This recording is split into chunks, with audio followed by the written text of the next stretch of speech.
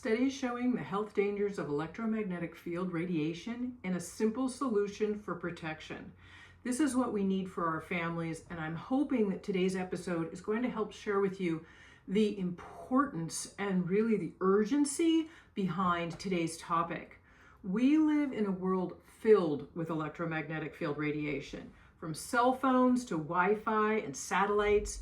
So how do we protect ourselves and all of this, all of our families in today's technology with all of this convenience that we love so much? We don't want to have to leave our phones behind. Admittedly, we use them for GPS, we use them for calling, we use them for safety, we use them for looking things up on the internet, and we like the convenience as well. So what do we do? Even if we are out and about, say we leave our phone behind, we still have satellite and Wi-Fi from neighbors and everywhere else that we are bombarded. And today I want to share with you that, of course, I'm always about offering you the education and the solutions to help protect your family and also to live a healthier life. It's important to know that in order to help your child's body recover from toxic insult, pathogens, inflammation, and so much more, that we have to simultaneously harmonize electromagnetic field radiation. Otherwise, our healing efforts will be very, very limited. For reference, electromagnetic field radiation is also commonly referred to as EMFs or EMR. Children with autism may be on a program to increase their overall health as part of a recovery process, but EMFs can sabotage your efforts unless you protect your child from them. This podcast will cover many of the dangers to help you to truly understand the danger that EMFs emit on us constantly. And I'm going to cover the very best solution I have found for this. But first, I want to go over some of the studies that I found with you to be able to be sure that you are grasping the reality and the importance of this so you can really take it seriously. Because really what I find is that it's something we can't visually see. We know our cell phone works, but we can't see what the cell phone towers and the radiation emitting off of it are. But often we can feel it, but not always. If we're not that sensitive, we might not be able to feel it, but it is there. So I'm going to offer you studies showing you the credibility to what I'm about to say and for your depth of knowledge, because there are some really important things for you to understand about the seriousness and how you can protect your family. So a few quick tips to add to pique your interest are that a 7-minute phone call can trigger Epstein-Barr virus in the body. Mold biotoxins are produced up to 600 times more in the presence of EMFs. Mold mitigation, of course, starts with the EMF removal as well as the removal of it from your home. And I'll cover this a little bit today, but a lot of the depression symptoms that people are getting are a combination of mold biotoxins, but those also having been heightened by being in the presence of EMFs. Electromagnetic field also lowers testosterone levels and it messes with your hormones. And when a pregnant woman turns on her cell phone, it gives a blast of EMF to the fetus that is measured to be amplified by 20 times more inside the womb than the area outside. So here are some studies to find that I think you'll find interesting to read on electromagnetic field radiation, and all are going to be linked to in the show notes so you can read them in full detail at your leisure. So here are just some of the few main takeaways from each of them. One is on a study on autism and EMF by Martha Herbert and Cindy Sage. Elevated intracellular calcium in autism spectrum children, ASCs, may be due to genetics or may be downstream of inflammation or environmental exposures. This paper documents how behaviors in ASCs may emerge from alterations of electrophysiologic or oscillatory synchronization, basically how EMF radiation can contribute to these by detuning the organism. Implications of these vulnerabilities, detailed evidence of mitochondrial dysfunction, which is the cell's energy source, the immune system dysregulation, neuroinflammation, that's brain inflammation, and blood flow alterations altered in the body, disruption of electromagnetic signaling in the body, natural ones, sensory processing, detuning of the brain and the organism. With autistic behaviors as emergent properties emanating from this pathophysiology, changes in brain and autonomic nervous system and sensory processing predominant, seizures are common, and sleep disruption.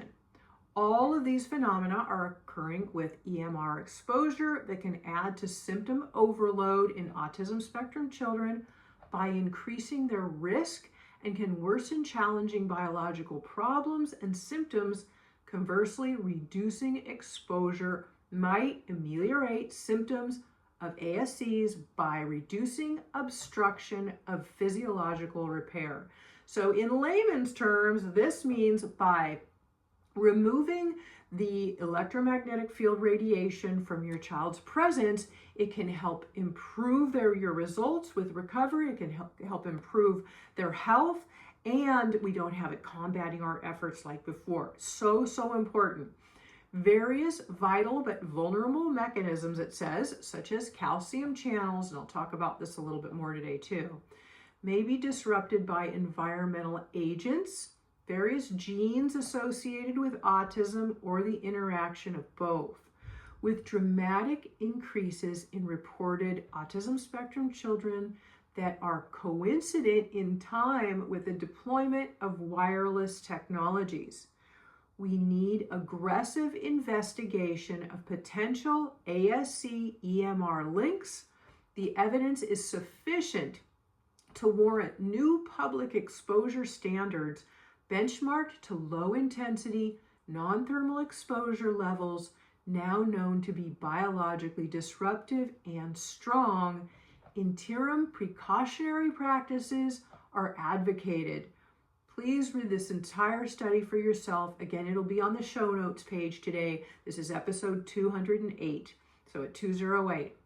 The next one I think you'll find really interesting is on prenatal and postnatal exposure to cell phone use and behavioral problems in children. This is by Joseva Divan, and I'm going to again link to this in the show notes for you as well. The background on this says the World Health Organization has emphasized the need for research into the possible effects of radio frequency fields in children. We examine the association between prenatal and postnatal exposure to cell phones and behavioral problems in young children. Methods. Mothers were recruited to the Danish National Birth Cohort early in pregnancy, and when the children of those pregnancies reached 7 years of age in 2005 and 2006, mothers were asked to complete a questionnaire regarding the current health and behavioral status of children, as well as past exposure to cell phone use. Mothers evaluated the child's behavior problems using the Strength and Difficulties questionnaire. Results: greater odds ratios for behavioral problems were observed for children who had possible prenatal or postnatal exposure to cell phone use. The odds ratio for a higher overall behavioral problem score was 95% confidence interval in children with both prenatal and postnatal exposure to cell phones. This is very important for you to understand how much it's not only affecting you and your brain and your cells and your health, but also how much it is affecting your unborn child and your child that is living in the home with you. The next one, and I've done an interview with Dr. Martin Paul that I will link to in the show notes as well. It was my podcast number 41. He's quite famous in the realm of electromagnetic field radiation. Dr. Paul's paper on 5G hazards, 5G, great risk for the EU, the US, and international health. Compelling evidence for 8 distinct types of great harm caused by electromagnetic field or EMF exposures and the mechanism that causes them. Studies show the health-related damage due to electromagnetic field radiation affecting the body's calcium channels. Remember, we talked about calcium channels a little bit more. Well, Dr. Paul is the foremost authority on this. So I'm going to talk about this now because I want you to understand a little bit more deeper what this means. So these are known as voltage-gated calcium channels. You'll see VGCCs sometimes. So electromagnetic or EMFs open up these calcium voltage gate channels in cells. What does this do? It causes absolute chaos inside of the cell. It elevates intracellular calcium, and this leads to issues including oxidative stress, single-strand damage to cellular DNA, so your genes are affected, cancer, which can be generated by the same well-documented mechanism that produces inflammatory carcinogenesis, male and female infertility, breakdown of the blood-brain barrier, which is our protective barrier in our brain that protects us from more toxins and exposure getting into it. So it's breaking down the blood-brain barrier. A loss of melatonin leading to consequent sleep dysfunction. Each of these has been widely reported. Each of them is serious, and each of them can be understood as being generated by the VGCC mechanism. This is also explained in more detail by Martin Pall himself, again, in my interview in podcast number 41, which I will link to you for you in today's show notes. Another study done by BioInitiative found out of 307 subjects in the genetics effects studies, 84% were affected. In 311 subjects in the static field neurological brain studies, 91% were affected. In 298 in the static field free radical oxidative damage studies, 90% were affected.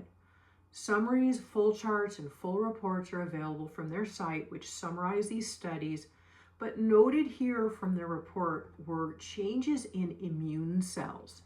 Now, T lymphocytes are natural killer cells that we have. It's one of our body's big immune defense systems. And changes in cell membrane and repair as well. So these are all being affected by environmental toxins and the level of low intensity radio frequency radiation from wireless technology applications. This is all in the study. There was also disruption of the immune system, which can mean either abnormally increasing activity or decreased activity, which would be suppression of the immune function. Disruption of the immune system's normal activity in either direction, upregulation or downregulation, on a chronic basis can be expected to result in tissue and organ damage, impaired immune capacity, loss of resilience and disease. And our next study is a summary of the 7 Swedish case studies about microwave syndrome. So you're seeing how these are all tying in together, and they're all finding disruption in cell membranes, DNA, neuro and other inflammation. Now this study in Sweden on the microwave syndrome association with 5G said that reviews on environmental health, which are the 5th generation 5G for wireless communication, says it's currently deployed in Sweden and has been since 2019 and 2020. Now, as well as many other countries have, right? That's about the time that it came out, was right around the early 2020.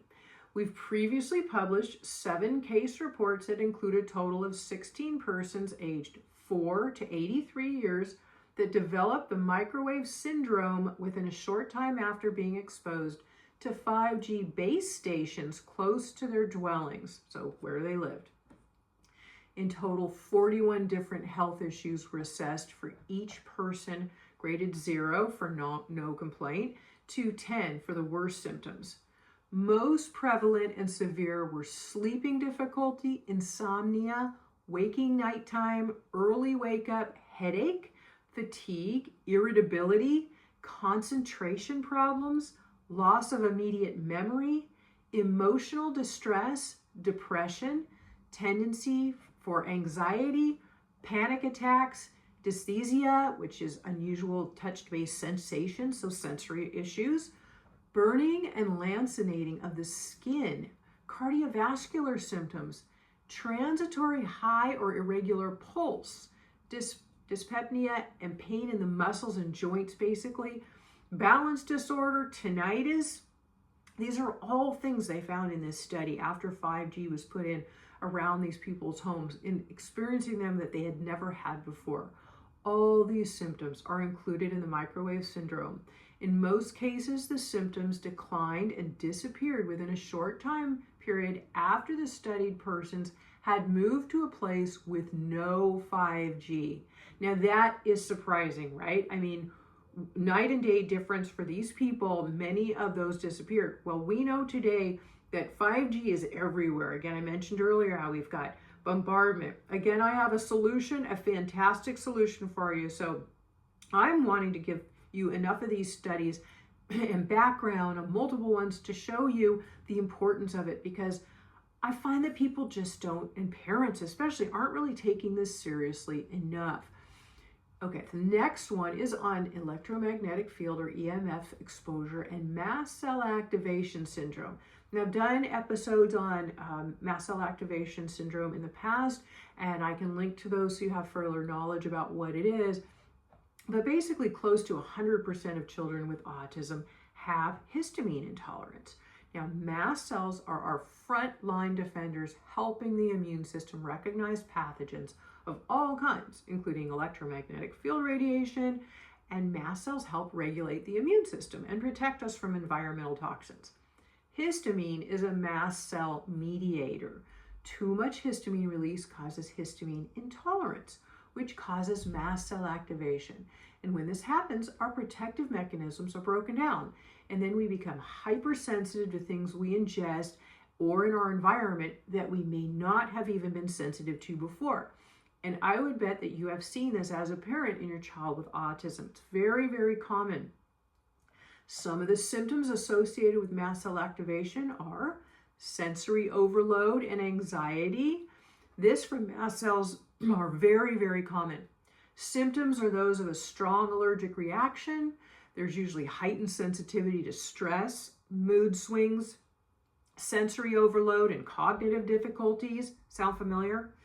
Symptoms of mast cell activation syndrome in autism can include mental health, heightened sensitivity to stress, mood swings, sensory overload, and cognitive abilities. Again, skin, itching, hives, and rashes, GI and abdominal pain, cramping, nausea, diarrhea, and vomiting, brain fog, difficulty concentrating and cognitive dysfunction, sleep, insomnia and disrupted sleep patterns, joint and muscle pain, chronic pain and muscle pain that continues, respiratory issues like coughing, wheezing, asthma, and a shortness of breath, and other things like flushing, like mucus backing up, inflammation and swelling, lightheadedness, dizziness, weakness, low blood pressure or rapid heartbeat, headaches and migraines. These are all very, very common. I also want you to remember that histamine foods and histamine provoking allergens can trigger mast cell activation. So I will link to in the show notes for an episode that I did on histamines, because even some very healthy foods can trigger this as well. But this study is talking about how electromagnetic field or EMFs are triggering mast cell activation as well. So while you're trying to remove these histamine foods and get your child better, and you're working really hard to bring them back to health, if you don't do something about protecting you and your family from EMFs, then the problems can persist. Possible triggers including electromagnetic field radiation in the study says, reduce EMFs to calm mast cell activation syndrome. EMFs affect mast cells in catastrophic ways. Studies have shown EMFs to trigger mast cell activation and histamine release. One study by Gangi and Johansson said a theoretical model based upon mast cells and histamine explains the recently proclaimed sensitivity to electric and/or magnetic fields in humans. Exposure to EMFs has been linked to different cancer forms, leukemia, brain tumors, neurological diseases, also such as Alzheimer's, asthma, and allergies, and recently to the phenomena of electrosupersensitivity and screen dermatitis. This is from too much screen issues, and sometimes you can actually see your child getting rashes or hives, and you think, well, is this part of a die-off reaction they're having as we're working on detoxifying? And it might be, but it also might be triggered if you notice that they're having screen time. Maybe they're on their iPad or their computer or whatever, and or playing games on your phone even, and you're noticing that their symptoms are heightened afterwards, and especially want to limit screen time at least an hour before bed. There's an increasing number of reports about cutaneous problems, skin problems, of symptoms from internal organs such as the heart, people exposed to video display terminals as well. So if your child's a video gamer, like my son, unfortunately, make sure they have this protection I'm going to share with you. From the results of recent studies, it's clear that EMFs affect mast cells, also the dendrite population, and increasing inflammatory substances such as histamine from mast cells in skin, resulting in a sensation of itch and pain, which we already talked about, more inflammation and sensitivity to ordinary light, so again, those sensory issues. And these are common symptoms reported from patients suffering from electrosupersensitivity screen dermatitis. This is its technical name now. It's actually got a technical name now. Mast cells are present in the heart tissue and affect its function. This is really important to remember. Data from studies made on interactions of EMFs with the cardiac function have demonstrated that highly interesting changes are present in the heart after exposure to EMFs. Another study, now Barry Trower is quite famous in the realm of electromagnetic field radiation. He's a retired physicist who was in the British Navy and used electromagnetic field radiation as weaponry. He offers over 4,000 studies, and I'm going to link to his studies and his page and his actual YouTube page and everything in the show notes for you. Barry Trower, again, is that British physicist. He was a microwave weapons expert and who worked for the Royal Navy and the British Secret Service. Talks about the health effects of Wi-Fi and other forms of microwave radiation. Mr. Trower came out of retirement because he was concerned that the microwave frequencies and intensities to which children are exposed in schools are similar to those used for microwave weapons. Did you hear that? The exposure that they use for weaponry is similar to what children are being exposed to in school. How can this be? Please watch his videos where you can read, listen to him talk about some of his discussions and the harmful effects of the EMF radiations. The link is provided again in the show notes for this podcast, which is number 208. So the show notes are at naturallyrecoveringautism.com/208. And again, he says the solution for protection from electromagnetic field radiation, the simplest and most effective way I have found, or this is me saying that I have found, because I have researched this for years and I have done a lot of trial and error, and my goal is to go before you, prevent you from having to waste the time and the money on things that don't work to find what do. And I have done a lot of research, a lot of studies, a lot of personal use for myself and all of my family members. And the most effective answer I have found in all of this research and personal trial comes with a service that actually comes from the scientific design of Sir David Hawkins. He was an MD and a PhD and nationally renowned psychiatrist, physician, researcher, spiritual teacher, and lecturer. This service can add to your phone, which is normally something you want to keep away from you because of the EMF damage, right? I used to make sure that my phone was far away from me, especially when I was sleeping in another room. I didn't even want it near me. But if the service is on, which you can have placed in your phone, then you actually want your phone near you. Now I make sure that my phone is near me. I make sure it's on my nightstand, because as long as you have the service in your phone and it's beside you, that it will mitigate the EMFs active within 9 feet from your phone. So it's protection from 9 feet from your phone. So everybody within 9 feet of your phone has a protection. Now, there are also solutions for those who don't carry a phone with them outside of the home, which the company is great at answering any questions, and they have phenomenal customer service, because not all kids with autism might have a phone. So there are ways to work with that, not a problem.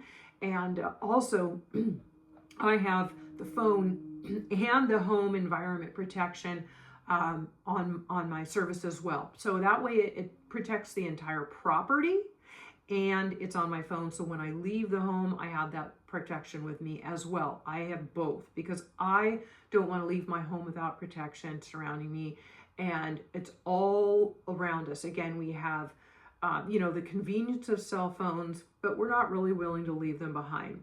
Unless you're willing to unplug your Wi-Fi every night and pay an electrician to install a kill switch so everything gets completely turned off while you sleep, you are still bombarded by the neighbor's Wi-Fi, satellites, cell towers, and so much more. We can be out in nature and think we're in a place that we're not affected, and we still are. So I want you to learn all about their science, studies, and get a 14-day free trial that they offer, completely free. You don't have to give them a credit card or anything. A 14-day free trial to try it for yourself. Go to their website for further information and begin your free trial. It can be found with my affiliate link at naturallyrecoverinautism.com/safe, SAFE, because it makes me feel more safe. And it'll make more sense to you when you try the free trial for yourself. And the free trial is offered by the company and the service because they want you to feel better and be able to feel the difference. Again, it's not something we can always visually see, like our phone. We don't see the radiation emitting in and out of it, but we know it is there. And these health risks that are happening today, the studies that show when somebody lived even closer to a 5G area, they were far more sick, had far more symptoms versus when they moved away from it. But we can't fully get away from it. And this way you have further protection anyway.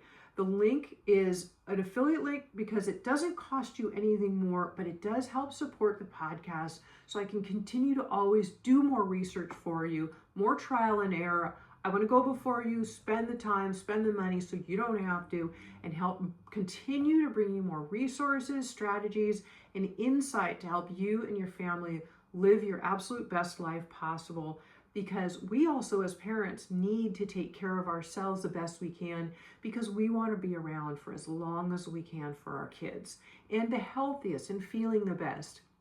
Because usually children with autism also have, the parents also have some similar biological things going on, which I'm actually going to be talking about in our next episode, number 209. So make sure you are subscribing to my podcast. Please share this with a friend. There are so many people who need this information. Again, the link to the service that you can go look at their website is naturallyrecoverinautism.com/safe. And everything, all of these links that I discussed today as well will be at the show notes at naturallyrecoverinautism.com/208. So again, if these podcasts, if these episodes, or if you're finding them helpful, be sure to leave me a review, subscribe, and please share it with friends. Even if you can just pick one friend that you can share it with. The importance of people knowing about this cannot be underestimated. And I see you as a parent working so hard to get your child better. And if EMFs are not mitigated and properly with something that actually does work, then you're still going to have all of these things bombarding against your well-meaning efforts. So again, the show notes will be at naturallyrecoverinautism.com/208. As always, I hope this has been helpful for you and helps to bring more happiness and health into your life, and that it has been beneficial for you. And I always appreciate what you're doing for yourself and your child, because the key to your child's success is absolutely in your hands. It is up to you, and you have the resources, and I'm here to share them with you. And I'm happy to continue sharing these free resources with you. I hope it's been helpful. Thanks again, and I'll see you next time.